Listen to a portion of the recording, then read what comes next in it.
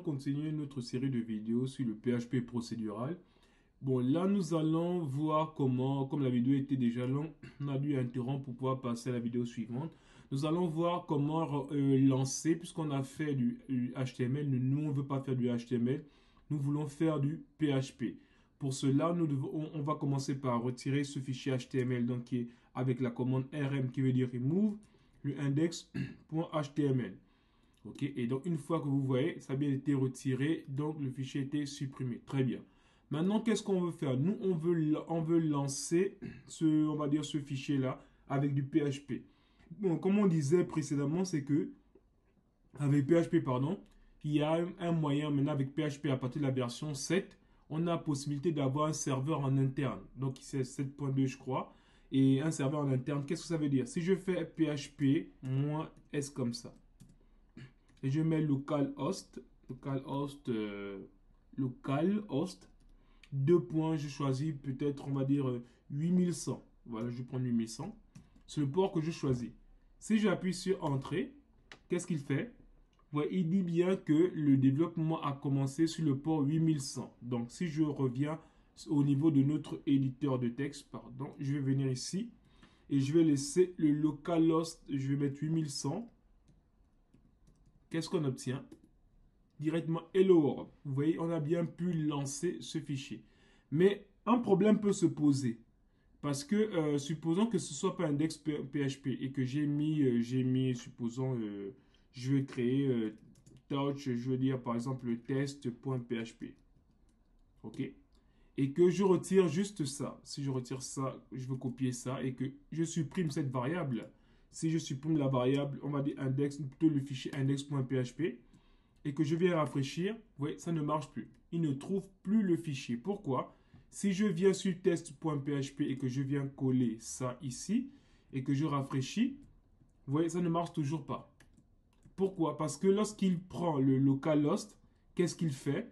Il le lance directement dans ce dossier-là. Et comme par défaut, lorsqu'on met index.php, par défaut, il sait que c'est juste le slash tout court. C'est pour ça qu'il a pu récupérer. Mais là, comme on a un fichier test, en fait, normalement, on doit juste compléter avec test.php. Ouais, et là, maintenant, on a notre Hello World. Vous voyez? Donc, ici, c'est comme ça qu'on fait lorsqu'on a un fichier autre, dont le nom est autre que index.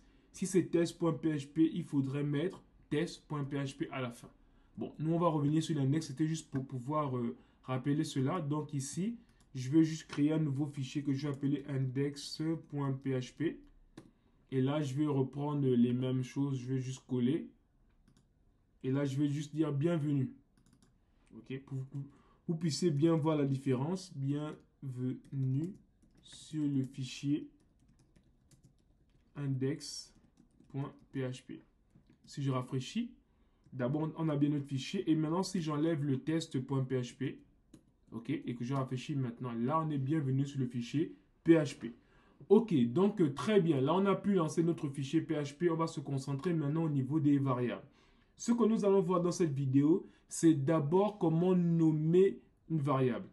Avant de nommer une variable, on va d'abord faire Hello World dans un fichier HTML, dans un fichier PHP. Et pourtant, c'est un contenu HTML. Mais comment on fait pour mettre on va dire le PHP? Il suffit de mettre cette balise comme ça, c'est-à-dire chevron, on va dire point d'interrogation, PHP. Ensuite, il faudra le refermer comme ça. Et là, c'est bon. Et si je mets juste un echo, echo veut dire juste affiche-moi, il va m'afficher quoi? Hello World. Bon, là, je fais exprès de faire une erreur. Si je rafraîchis, que je veux voir, je rafraîchis. Ouais, bon, il a pris en considération, mais normalement, il y a PHP prend un point virgule. En fait, ici, ce qui se passe, c'est que il faudrait faire attention lorsqu'on fait du PHP. On doit terminer les instructions avec des points virgules. Donc, c'est juste pour vous montrer qu'on peut faire du PHP dans une page HTML, mais on va enlever tout ça. On va juste mettre notre echo Hello World. Donc, on va juste mettre ici echo comme ça. Pardon. D'abord, on va d'abord mettre nos balises PHP. Et là, comme il n'y a que le PHP et rien d'autre, on n'est pas obligé de fermer. Donc, je peux juste mettre directement ici echo et je vais mettre Hello World. Vous voyez là, il souligne. Vous voyez, il va me dire, il y a une erreur ici. Vous voyez, une erreur, pourquoi? Parce qu'à la ligne 3, je n'ai pas mis de point virgule. Donc si je mets le point virgule et que je reviens ici et qu'on rafraîchit, voilà, tout est bon. Hello World. Ok, là maintenant, on a notre fichier PHP qui est fonctionnel. On va maintenant s'attaquer au niveau des variables. Au niveau des variables, il y a ce qu'on appelle le nommage des variables. Donc c'est le but de notre vidéo, ce qu'on appelle le nommage des variables. Lorsqu'on veut nommer une variable, on commence par un $. Vous voyez, dollar ici. Et là, maintenant, je peux appeler variable, par exemple, comme ça. Variable comme ça. Et je vais mettre ici, on va dire bonjour. Et un point virgule. OK. Donc, on peut commencer par une variable. On va dire variable avec une minuscule. On peut aussi commencer avec une majuscule, comme ça. Et c'est pas pareil. Donc, si je fais ici, je vais dire ici hello. Et donc, maintenant, comment on fait pour afficher la variable? Je vais juste faire un écho. Écho comme ça. Et donc, je vais afficher la variable. Donc, on aura $variable avec le grand V. Ensuite, je vais faire un écho avec variable avec le petit v. OK. Si on rafraîchit et qu'on va voir ce que ça nous donne, vous voyez, on a hello et bonjour. Donc, qu'est-ce qu'on veut dire? En fait, il y a ce qu'on appelle la sensibilité à la casse. Donc, le V minuscule, la variable avec le V minuscule n'est pas la même chose que la variable avec le V majuscule. C'est des choses à prendre vraiment en considération. Première chose. Et deuxième chose, en fait, il y a un problème là. Bon, il a collé les, on va dire, les deux variables. Bon, c'est pas le plus important. On peut supprimer ça. OK, pour avoir ce contenu là. OK, là, je vais aussi agrandir parce que je pense que c'est petit. OK, très bien. Donc ici, on a bien pu avoir notre contenu, une variable pour juste dire hello. OK, donc c'est bien une variable avec grand V. Ça, c'est la première chose. Donc ce qu'on appelle le nommage de variable, on doit commencer une variable par un $, ensuite avec une majuscule ou une minuscule. OK, autre chose. Quelle autre chose qu'on peut dire au niveau des variables? Une variable, il ne doit pas avoir d'espace. C'est-à-dire que si je veux dire dollar ma variable, comme ça, on peut mettre comme ça, c'est-à-dire avec l'underscore variable. Ouais, et je mets ici variable comme ça, et je vais mettre quoi dedans? Je vais mettre le chiffre 7. OK, donc si je viens et que j'affiche ici juste ma variable, OK, donc on voit bien qu'on a bien 7. OK, si j'essaie de mettre au niveau maintenant des espaces, lorsque je mets ça, j'essaie de mettre un espace comme ça, vous voyez, tout de suite, il y a une erreur. Non, pas celle-là, je voulais mettre l'espace ici. Voilà. Vous voyez, tout de suite, il y a une erreur. Parce qu'une variable, on ne met pas d'espace. Ça, c'est la première chose. Donc, au niveau des variables, il ne faut pas qu'il y ait d'espace. Deuxièmement, quand on veut faire des variables, en fait, ce qu'il faut savoir, c'est qu'on ne commence pas une variable par un chiffre.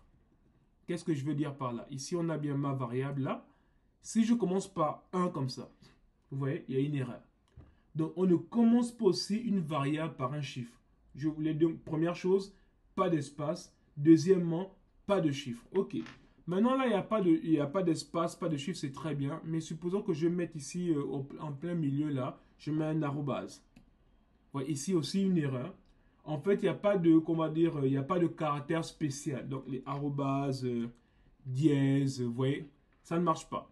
Donc, il n'y a pas de caractère spécial dans une variable. Autre chose que je peux dire, si vous remarquez, j'ai mis l'underscore. Underscore, je n'ai pas mis le tiret du 6. Oui, on ne met pas le tiret du 6, ce n'est pas supporté lorsqu'on veut créer une variable. Et si je fais ça, regardez, bon, on garde ce qu'on avait avant. Très bien, ça marche bien.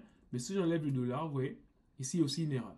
Parce que la variable doit contenir un $, forcément au début. Donc ici, voilà ce qu'on peut retenir vraiment au niveau des variables. C'est qu'une variable, comme je veux dire, si je fais un récapitulatif, une variable ne comporte pas d'espace. Une variable ne commence pas par un chiffre. Une variable ne contient pas un caractère spécial.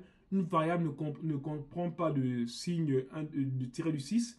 Et une variable doit avoir forcément un $. Je reprends ici juste, il faut qu'une variable ait soit un $, une variable doit avoir $, une variable doit être sans espace, c'est-à-dire je vais mettre ici juste $, sans espace.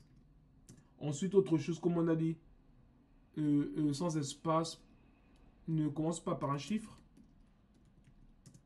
Pas par un chiffre. Ensuite, autre chose, donc je vais mettre quand même des virgules pour que vous puissiez bien retenir. Donc ici, il n'y a pas de... il faut un $. C'est sans espace. Ne commence pas par un chiffre. OK? Et donc le dernier, on va dire, ne supporte pas le tiret du 6. Donc ne supporte pas le tiret du 6. Et donc voilà ce qu'on peut dire rapidement qu'il faut respecter dans une variable. Donc je vous donne rendez-vous à la vidéo prochaine où nous allons maintenant parler un peu plus des variables avec des exemples concrets. Merci.